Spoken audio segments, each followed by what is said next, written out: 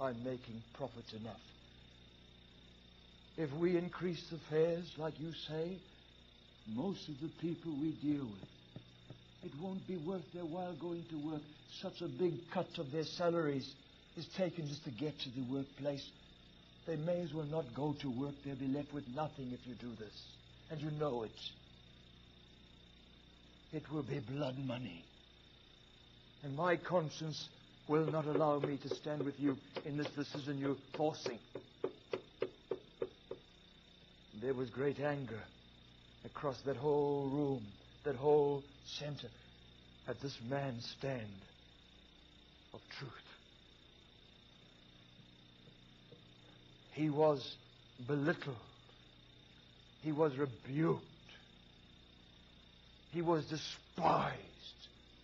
And anger rose up against him that he trembled. He trembled at what was said to him. And the reaction of the whole crowd of company owners.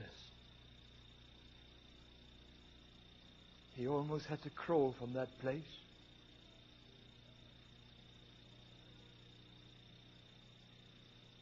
That night, when he got back to his home, he got on his knees and he found himself weeping. He had been so publicly humiliated. And he opened the Bible at random, he said. And he found a tear falling on the page he opened on a verse. It stunned him. He that showeth kindness or compassion to the poor lendeth to the Lord. And his heart flooded with peace and joy as a sovereign God made the page, the verse, the tear reach him to comfort him. Oh, God honors them that honor him, this book says. Well, they did double the fares throughout our land, and there was incredible grief across our country and protesting by the poor.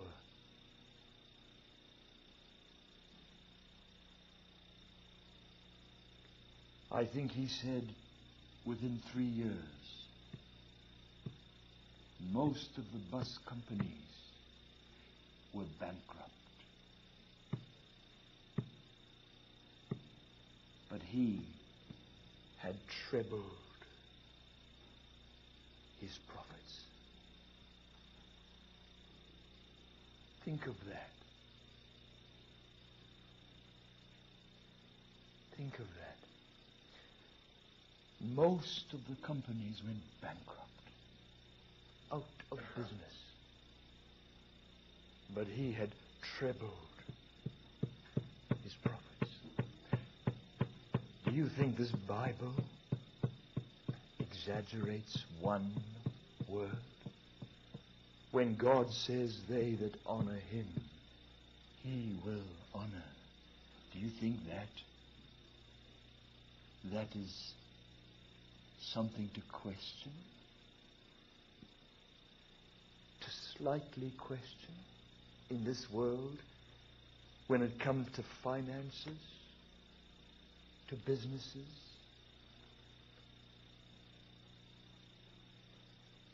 That same man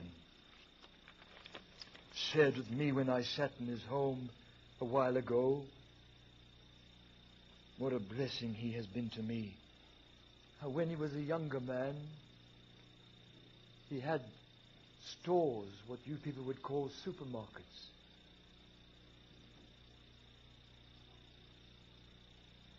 And he came to Christ as a younger man while he had all these supermarkets. He found God in vital reality. And his conscience from the next day made him pull down all the tobacco,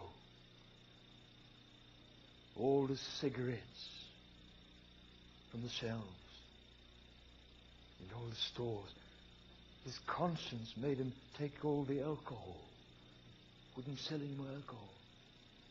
Even the ingredients, the poorer class would come in their masses to these stores and buy all these ingredients to make their own alcohol. They couldn't afford over the counter what they charged. So they made all the ingredients that he knew made. He stopped selling. He wiped out so much of the contents of his shelves because of his conscience when he was saved. Oh, there was a lot of protesting. A lot of condemnation rose up, even by religious people and leaders in the town who said, "You've gone mad. You'll lose the business. You'll lose everything. You won't survive. What are you doing?" Well, with all the protesting and the despising and the undermining of the stand he made, bringing him into the category of a fanatic, gone off his head virtually in the eyes of so many religious, he did tremble. He did tremble. But then he said, "Brother," at the end of that year, when the auditors closed the bookwork and balanced all the books, he had doubled his profit. For many years he had made before profits. Double the profit. The following year he had doubled that. Do you honestly believe that God doesn't honor them that honor Him? Could you doubt that, sir? When it comes to money, business sense, sensibilities, concerning what works, what makes you survive, what you collapse if you don't do. You have to compromise. The devil says, through religious, compromising people. Oh, God honors them that honor Him. Don't doubt that. Jenny's father is a farmer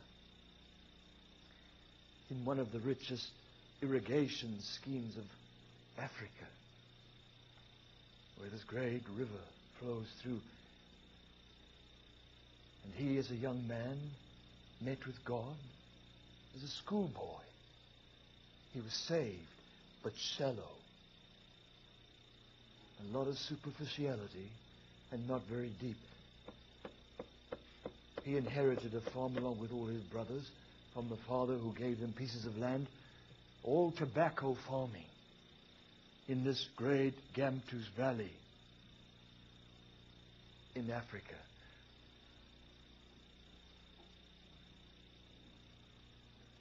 When he met with God as a Christian and found himself going deep with God through a sermon he heard where there was no compromise allowed, calling for you to absolute surrender, Andrew Murray says,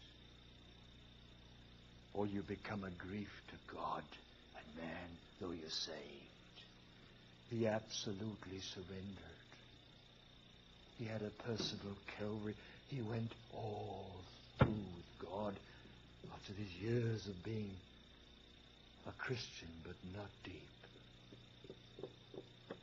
The next day,